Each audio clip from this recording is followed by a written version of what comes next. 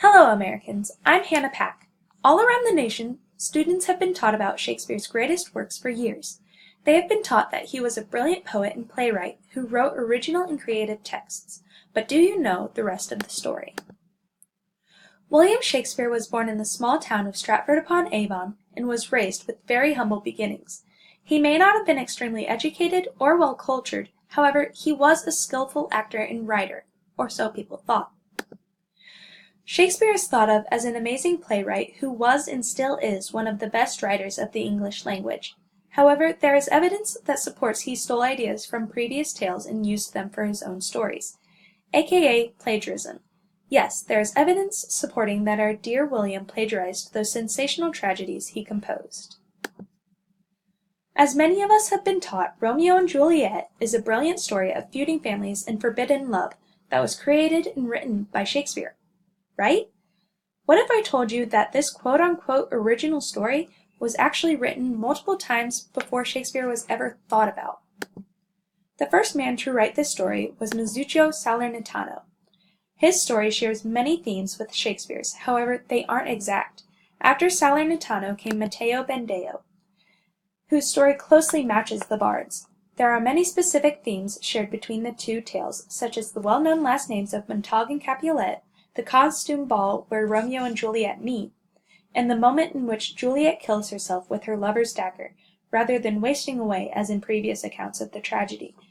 Neither of these stories is believed to have ended up on Shakespeare's desk, but Pierre Bestow's version, which is believed to have closely followed Bandeo's version of the tragic love story, is accepted as the piece of work the Bard read and adapted into the wonderful story we've all learned so much about.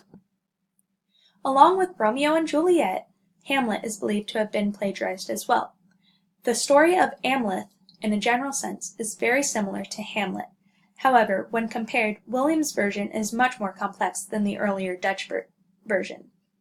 In both stories, the main character's uncle murders Hamlet or Amleth's father and marries their brother's wife.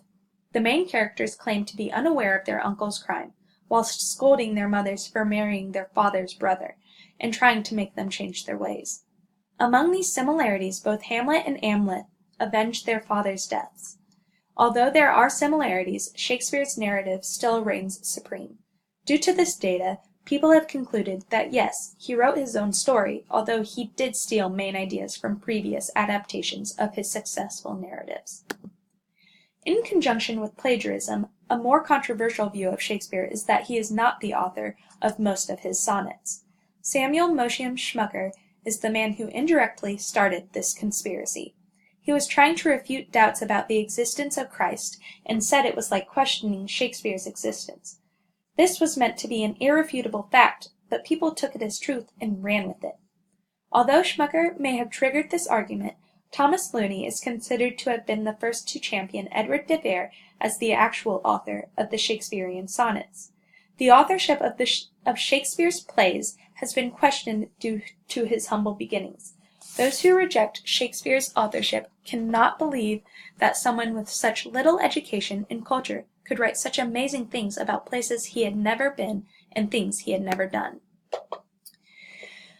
Edward de Vere, the 17th Earl of Oxford, is considered to be the true author because the sonnets do not sound like a successful young playwright. They sound like an aging man whose life has been ruined.